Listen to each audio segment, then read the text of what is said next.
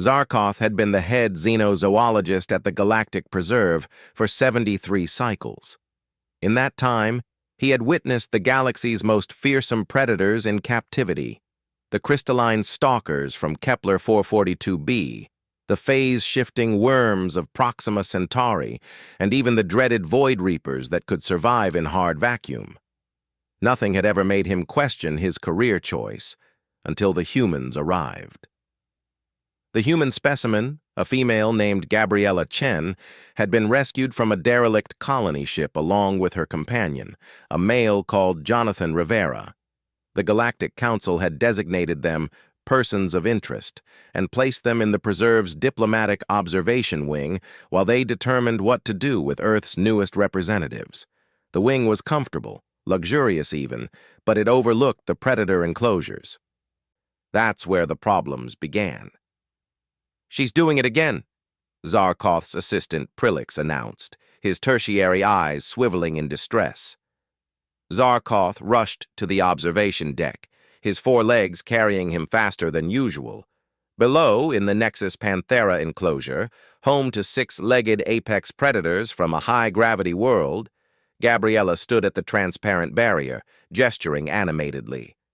Jonathan stood beside her, holding what appeared to be a primitive recording device. The Panthers, each the size of a transport shuttle, sat in a semicircle around her like attentive students. "What is she doing?" Prilix whispered. Zarkoth activated the translator. Gabriella's voice filled the observation deck. "So the key is patience and coordination," she was saying, using her hands to demonstrate. "One of you circles left, making noise. The prey's attention goes there. Meanwhile, your packmate comes from the blind spot, right here." She tapped the side of her head. "Every animal has one. You just need to find it." The largest panther, a scarred male named Destroyer of Worlds by the Preserve staff, tilted its massive head. Its 6 eyes focused intently on Gabriella's movements. Is she teaching them pack-hunting tactics?" Zarkoth felt his bioluminescent patches flicker in distress. "But they're ambush predators. They don't hunt in packs." "They do now," Prilix said miserably. Jonathan's voice joined in. "Gabby, show them the pincer movement we used on that boar back in Colorado." "Oh, good idea." Gabriella brightened. She began drawing in the dirt near the barrier. Somehow her movements were clear enough that the Panthers could see. "So imagine your prey is here, in the center. You want 3 of you to form a crescent like this." Zarkoth slammed his manipulator on the emergency comm. "Security! Get those humans away from Enclosure 7 immediately." By the time security arrived, the Panthers were practicing formations. The Galactic Council representative, a floating cerebral named Thoughtkeeper Zal, arrived 3 cycles later. Zarkoth met him at the entrance, all his diplomatic training barely keeping his composure intact. "The situation is untenable," Zarkoth explained as they moved through the facility. "The humans have been here for only 2 weeks, and they've already revolutionized predatory behavior in 17 species. Surely you exaggerate." Zal's telepathic voice echoed in Zarkoth's mind. "I wish I did." Zarkoth pulled up a holographic display. "The Nexus Panthers have increased their hunting success rate by 340%. The Void Reapers learned to use coordinated ambush tactics. The crystalline stalkers now employ diversion strategies. And yesterday," his voice cracked, "yesterday the humans taught the quantum serpents how to bait traps." Zal's energy field flickered with what might have been concern. "These are Earth's apex predators. They seem rather small." "No!" Zarkoth's exoskeleton flushed crimson. "These are the apex predators. Humans are something else entirely." They arrived at the central plaza, where Gabriella and Jonathan sat on a bench, enjoying what they called coffee from the human provisions that had been salvaged from their ship. Both looked up as the officials approached. "Dr. Zarkoth," Gabriella waved cheerfully. "We were just discussing the mist stalkers. Did you know they're not utilizing their thermal pits efficiently?" I was thinking— Please, Zarkoth interrupted. Please stop thinking. Jonathan raised an eyebrow. That seems counterproductive. Zal floated forward, his attention focused on the humans.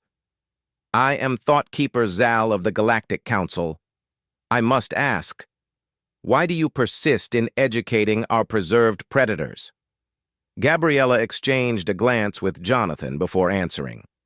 Well, they seemed bored and frustrated. These are intelligent creatures being kept in enclosures without proper stimulation. On Earth, we learned that captive predators need enrichment, mental challenges, problem-solving opportunities. You're turning them into super predators, Prilix burst out from behind Zarkoth. We're helping them reach their potential, Jonathan corrected. There's a difference. Zarkoth felt his career flashing before his eyes. If any of these creatures were to escape, they won't, Gabriella said confidently. We also taught them respect for boundaries and authority. It's basic training theory. Training theory? Zal's telepathic voice rose an octave. You've domesticated the galaxy's most dangerous predators? Domesticated is a strong word, Jonathan mused. We prefer established mutual understanding with. Zarkoth made a decision.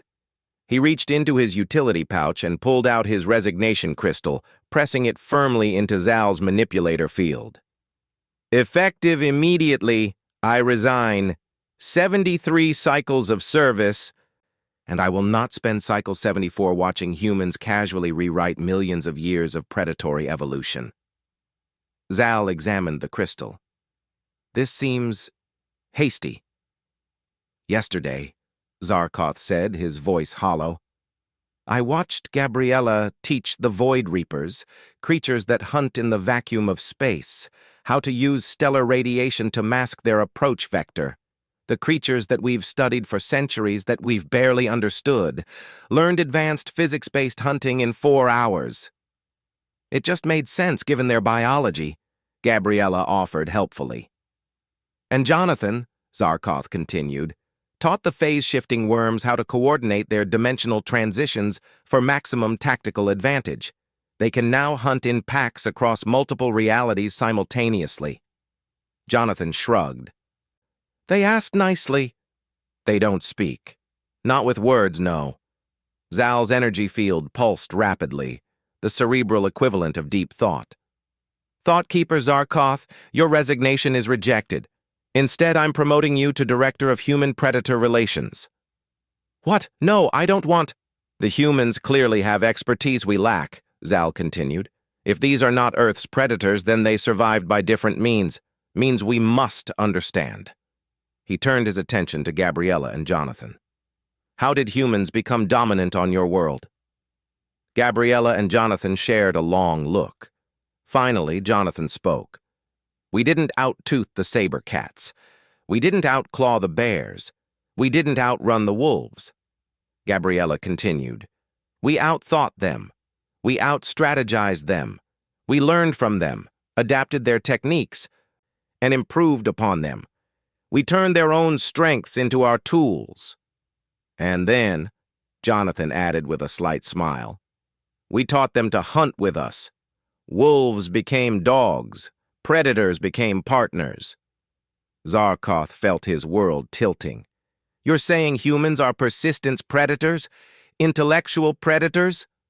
We're cooperative predators, Gabriella corrected. We don't just hunt prey, we hunt knowledge, patterns, solutions, and we share what we learn. Zal's energy field had gone completely still. When he finally spoke, his telepathic voice was quiet. The galaxy has never encountered a predator like humanity. You don't dominate through strength. You dominate through transformation. Of yourselves, of others, of the very nature of the hunt itself. That's beautiful, Jonathan said. Kind of ominous, but beautiful.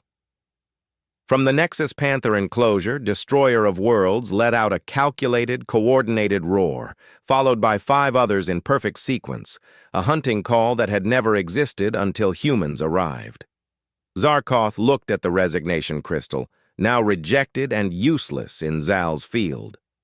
He looked at the humans, cheerfully sipping their coffee. He looked at the preserve where every predator was now evolving in real time. "I'm going to need a lot more staff," he muttered. Gabriella grinned. "Oh, that reminds me. The Mist Stalkers would really benefit from understanding pack hierarchy structures. Do you have a few hours?" Zarkoth closed all four eyes. It was going to be a very long career.